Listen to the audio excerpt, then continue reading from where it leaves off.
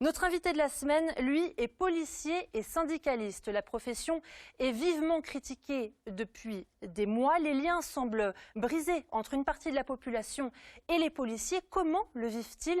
Bruno Bartosetti est avec nous pour en parler. C'est parti.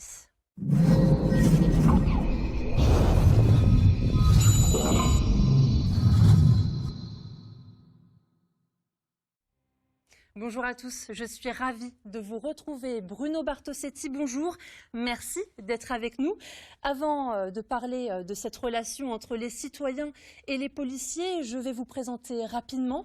Vous étiez marin-pompier, puis vous avez intégré la police nationale à Paris en 1983. Vous êtes arrivé dans la région à Nîmes en 2000 à la police aux frontières. Depuis 2003, vous êtes détaché syndical SGPFO Police, le syndicat majoritaire. D'abord référent dans l'Hérault et puis dans toute la zone sud, de la Corse à l'Occitanie, en passant par Provence-Alpes-Côte d'Azur. Vous êtes nous aujourd'hui pour évoquer ces vives critiques envers la police. On parle d'une rupture entre la police et les citoyens, de policiers usés, de violences policières, de violences à l'encontre des policiers et même de racisme au sein de votre profession. En 37 ans de carrière, Bruno Bartosetti, est-ce que votre profession a changé ? Tout d'abord, bonjour, merci de m'avoir invité. La profession a évolué et elle s'est professionnalisée. Alors c'est pour cette raison que, pour reprendre justement la rupture entre la population et la police, vous l'avez présenté, c'est en partie. Moi je retiens que cette population est la même, et la police est la même de celle qu'on a connue il y a 5 ans. Alors comment est-ce qu'on en est arrivé là ?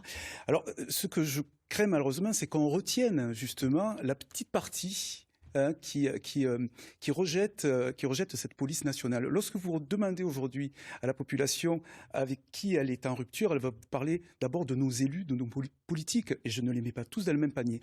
Mais je pense, et j'en suis convaincu autour de moi, que la population soutient en grande partie sa police. Il y a quand même des enquêtes envers des policiers, il y a des faits avérés tout de même. Alors, concernant les faits avérés, tout d'abord, il faut attendre la fin d'une enquête avant de retenir des faits avérés. Je prends l'affaire Théo. Tout le monde était scandalisé d'imaginer que 4 policiers puissent violer un homme interpellé, ce qui est faux. Donc c'est important de revenir sur des enquêtes qui ne sont à la fin pas avérées. Moi ce que je retiens, c'est 3 500 000 interventions par an. Toutes les 20 minutes, vous avez un refus d'obtempérer. Et lorsqu'on intervient en tant que policier sur le volet répressif, et j'espère qu'on reviendra aussi sur le côté dissuasif et préventif, le service public de manière générale, lorsqu'on intervient, la force doit être strictement nécessaire pour intervenir. Mais si on intervient avec force, ce n'est pas forcément de la violence. Et on retient systématiquement, à travers nos interventions, de la violence. Non, nous sommes là, le matin, lorsqu'on se lève, lorsqu'on vient travailler, on pense aux citoyens, on pense aux enfants, on pense à nos grands-parents, et on n'est pas là seulement dans l'interpellation, on ne vient pas pour frapper les citoyens, certainement pas. Il y a un malaise tout de même dans votre profession. Alors, au sein de la profession, le malaise, il est simple, c'est que nous sommes aujourd'hui, c'est vrai, vous l'avez signalé, surchargés de travail, beaucoup de travail, tout repose sur nos épaules, nous sommes instrumentalisés politiquement. On ne peut pas faire de la langue de bois, et je n'en fais pas. C'est ce que disait d'ailleurs Stéphane Lemercier, votre collègue. Exactement, je vous en remercie de police. de le signaler. Mais le malaise, il est déjà, est-ce que nous travaillons en sécurité? Vous comprenez? Vous avez quand même 10 000 policiers qui sont blessés par an. Vous en avez 30 par jour qui sont blessés en service. Le malaise, il est là. Et la reconnaissance, c'est très difficile parce qu'on ne travaille pas pour avoir de la reconnaissance. Mais j'insiste bien sur cette population, elle n'est pas dupe. Elle ne se trompe pas de cible. Je parle de la grande majorité, je parle des gens cérébrés. Elle n'est pas dupe. Hein. Elle sait que la police a besoin d'un soutien et elle est soutenue par cette population. Le malaise, il est réel dans notre profession, mais parce que nous sommes très exposés, je vous l'accorde. J'en parlais du racisme au sein de votre profession. Est-ce qu'il n'y a pas une minorité de policiers qui Alors, vous savez, quand on parle de racisme, d'homophobie ou de personnes violentes, le recrutement se fait dans notre société.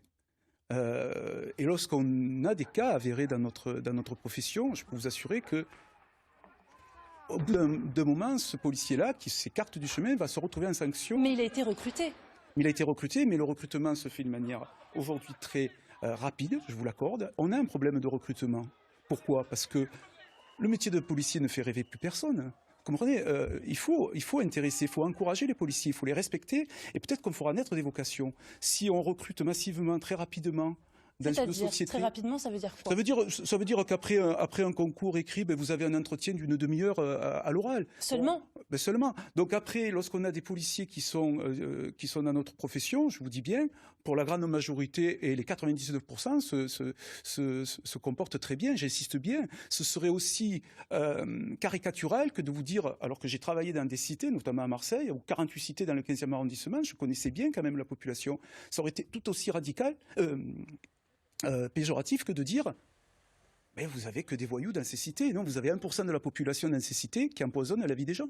On va parler de plusieurs faits divers, justement, dans la région, à Montpellier, à Nîmes, au Mas-de-Mingue, à Montpellier, à La Paillade. Il y a quelques semaines, une fusillade éclatait dans ce quartier en plein jour. Comment est-ce que c'est possible? Est-ce que vous arrivez à remplir vraiment toutes vos missions? C'est très compliqué parce que, comme je vous l'ai dit, on a pris trop de retard. Je ne parle pas de la police. On a tout laissé sur les épaules de la police en matière de sécurité. Et ça, c'est important, il faut se donner les moyens. On le voit sur ces images, hein, cette fusillade en plein jour. Exactement.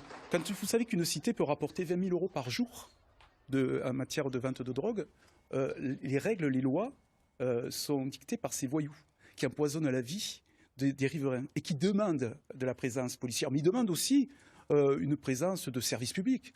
Comme je vous dis, tout ne doit pas reposer sur les épaules de la police. On doit aussi peut-être donner des moyens à la justice. Moi, je ne veux pas parler d'un fossé entre la justice et la police. On doit donner aussi les moyens à la justice de fonctionner. Il y a d'autres peut-être organisations et peut-être encourager et donner les moyens peut-être aux villes de travailler sur ce phénomène qui est très dur en France. Je vous ai parlé de Marseille, mais effectivement, vous faites bien de préciser, on glisse dans notre région Nîmes, Montpellier, 7, donc Toulouse. Donc c'est un problème très difficile et qui ne doit pas reposer que sur les épaules de la police. Vous savez, les élus se retournent très rapidement sur les policiers. Non, ils doivent prendre leurs responsabilités. Ça fait 40 ans qu'on perd du temps sur ce phénomène-là et on voit le résultat. Est-ce que vous n'êtes pas dépassé finalement entre la crise des Gilets jaunes, le confinement? On manque de moyens, en effectif. C'est vrai, on est rappelé. À Montpellier, par exemple, combien est-ce qu'il manque de policiers? Alors, si je vous disais 60, on dirait Bruno Bartosetti n'est pas raisonnable. Vous demandez à un policier, il vous dira oui, Bruno Bartosetti, il est plus que raisonnable. Pour être sérieux, on va dire, pour essayer d'équilibrer dans toute la zone sud, pour parler de Montpellier, il faudrait un minimum d'une trentaine de policiers. Mais ce n'est pas avec ces 30 policiers qu'on va repousser le phénomène grandissant de la drogue. Par contre, on sera en capacité de rendre des noblesses, peut-être, au service public, d'être plus proche de la population. C'est important aussi d'accueillir dans de bonnes conditions la population dans un commissariat. C'est important. Vous savez, je pense à mes collègues policiers qui sont en police secours, la nuit, le jour, ce sont les plus exposés. Il faut les